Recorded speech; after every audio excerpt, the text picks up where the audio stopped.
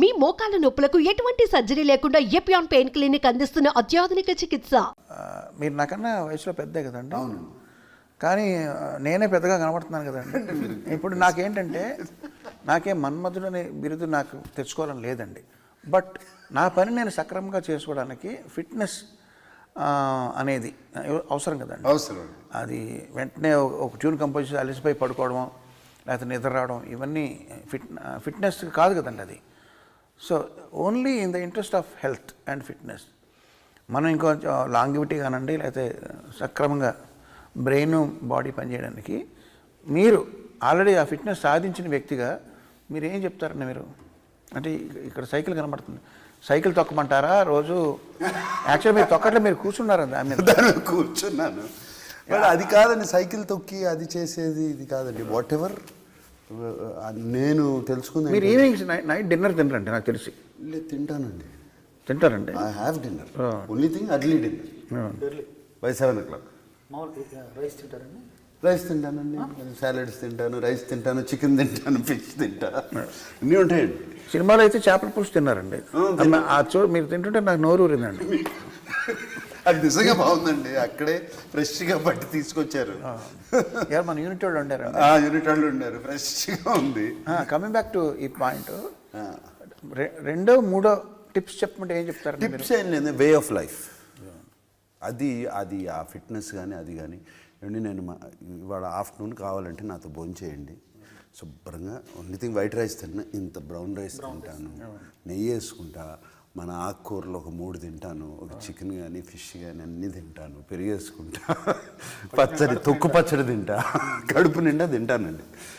బేసిక్గా deprive అవ్వరండి. Deprive మాత్రం చేయనండి నా బాడీని ఫుడ్ గురించి. Only thing there is something called exercise. I do workout. తిన్న క్యాలరీస్ కొంచెం బంద్ చేయాలి. బంద్ చేయాలంటే మార్నింగ్ వర్కౌట్ చేసేస్తానండి, మెటబాలిజం హైకి వెళ్ళిపోతుంది. అది రోజంతా ఉంటుంది. మెటబాలిజం హైలో ఉందంటే బర్న్ చేస్తూనే ఉంటుందండి ఇలా కూర్చున్నప్పుడు కూడా. దిస్ ఆల్మోస్ట్ 35 years నుంచి జరుగుతుందండి. సో దాని మూలంగానండి, ఇంక వేరేది ఏమీ లేదు. రోజు ఒక 2 రౌండ్లు వేసుకుంటా. రోజు నేను సమ్ స్వీట్ లేకుండా పడుకోలేను, నిద్రపడదు. నైట్ స్వీట్ తింటారండి? నైట్ తింటానండి స్వీట్, పడుకోలేనండి. మీ ఆహార అలవాట్లు ఏంటండి? మీరు డిక్షనరీ ఉందండి మీ దగ్గర? చాలా ఉంటాయి. ఒకటేంటి ఊళ్ళో ఉన్న డిక్షనరీలు మీ ఇంట్లోనే ఉంటాయి. ఏ డిక్షనరీ ఎప్పుడు పనికి వస్తుందో అని మీకు అని చెప్పి నాకు మాండలిక పదకోశాలు ఇచ్చారు కొన్ని. ఈ బుక్ ఫేర్ జరిగినప్పుడు అక్కడ వెళ్తుంటాను. సో మీరు డిక్షనరీలో ఐ అనే అక్షరం మీదకి వెళ్ళండి. ఇంగ్లీష్ డిక్షనరీలో ఐలో మీకు ఇండిసిప్లిన్ అని ఉంటుంది. దానికి మీనింగ్ కీరవాణి అని రాస్తుంది. ఇన్ ఫుడ్ కదండి, ఫుడ్. అవునండి, ఇండిసిప్లిన్కి మీనింగ్. నేను మన అకాడమీ ఈవెంట్కి వెళ్ళినప్పుడు మేము అందరం ముందు రోజు ఒక పార్టీ ఇచ్చారు అందరూ, మన పిఆర్ టీమ్కి. కీరవణ్ గారు, నేను, అందరం రాజమౌళి అందరం పార్టీలో ఉన్నాము. అప్పుడు కీరవణ్ గారు ఒక బ్రెడ్ ముక్క సగం కంటే ఎక్కువ తినబోతుంటే వాళ్ళందరూ వచ్చి వారించారు. బ్రెడ్ తినేవాళ్ళ బ్రెడ్ ముక్క ఆయన ఫుడ్ నైట్ బ్రెడ్ తింటున్నా కూడా ఫుడ్ తినకూడదని అందరూ వచ్చి, రాజమౌళి గారు వచ్చి అన్న ఇంతే, ఇంకా ఇంత తినకూడదు అన్నారు. ఎక్కడండి? మనం ముందు రోజు పార్టీలో 11th రోజు పార్టీ అయింది. బ్రెడ్ తింటుంటే బ్రెడ్ కూడా ఇది ఎక్కువ తినకూడదు అని రాజమౌళి గారు వచ్చి వారించారు. రోజులను చూసుకుంటారు అట్లా. ప్రతిసారి వాళ్ళు ఉండరు కదా, అది కష్టం కదండి. అది అక్కడ ఏం తిన్నారండి మీకు బాగా? మన వంటలో అన్నీ అంటే ఇష్టం కదా. యూఎస్లో అన్ని రకాలు దొరుకుతాయి కదండి. ఓహో, అది తెప్పించుకున్నారా? నాకు నూడిల్స్ అంటే చాలా ఇష్టం అండి. నూడిల్స్ అంటే బాగా, కానీ అది మోస్ట్ అన్హెల్దీ అండి. ఇది మ్యాగీ నూడిల్సా? అంటే మోస్ట్లీ మ్యాగీ అండి. ఏంటి దాంట్లో పౌడర్ ప్యాకెట్, ఫ్లేవర్. రికార్డింగ్ ఎన్ని రోజులు పట్టిందండి మన నా సమరంగకి? మామూలుగా మీరు మిగతా సినిమాలు చేసే ఫాస్టెస్ట్ అండి ఈ మధ్యకాలంలో ఫాస్టెస్ట్ కదండి. ఇప్పుడు మనం ఒకసారి కంపోజింగ్లో ఒక మాట మీరు విజయ్ గారు 15 days అయిపోయింది. బట్ మీకు మైండ్లో అసలు తిరుగుతూ ఉన్నట్టున్నాయండి. 16 తారీఖున ఇప్పుడు స్టార్ట్ చేశాను. December 16 రోజులు చేశారు మొత్తం. December 16 థీమ్స్ అనుకున్నాను. 15 18 days అండి. అన్ని రిపేర్లు అన్నీ కలిపి. ముందు థీమ్స్ అని చేశారా? ఏం లేదండి. తర్వాత మనం ఒక ఆ ఫైట్కి ఇచ్చారు.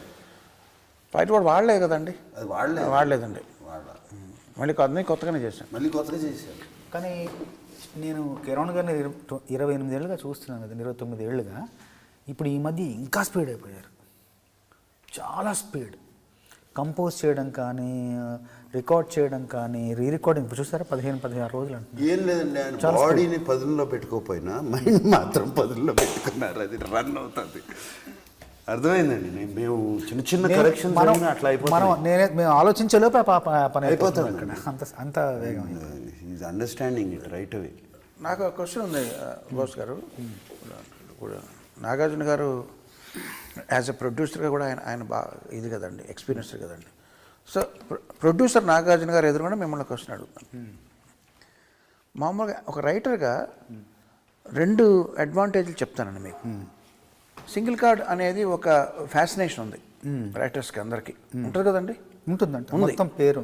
సో సింగిల్ కార్డ్లో ఉండే అడ్వాంటేజ్ ఏంటంటే, నాసామిరంగ సినిమా తీసుకోండి. నాసామిరంగ సినిమాలో పాటలన్నీ నేనే రాశాను. అది రేపొద్దున సూపర్ హిట్ అయితే చూసారా నేనే రాశాను గర్వంగా మీసం మెలేసి చెప్పుకోవచ్చు, మొత్తాన్ని నేనే అని ప్రాజెక్ట్ని ఓన్ చేసుకోవచ్చు. అది అడ్వాంటేజ్ అండి. అలా కాకుండా నేను 2 రాశాను అనుకోండి. సపోజ్ నాసామిరంగాలో 6 పాటలు ఉంటే 6 రైటర్లు రాశారనుకోండి. రామజోగి గారి శాస్త్రి గారు ఒకటి, మీరు ఒకటి, నేను ఒకటి, శ్రీమన్ ఒకటి, ఇలాగ ఊళ్ళో ఎవరు ఉన్నారో 6 రాశారు. రాసినప్పుడు వీళ్ళందరికన్నా నా పాట షైన్ అవ్వాలి, కానీ ఒక కాంపిటేటివ్ స్పిరిట్ ఉంటుంది.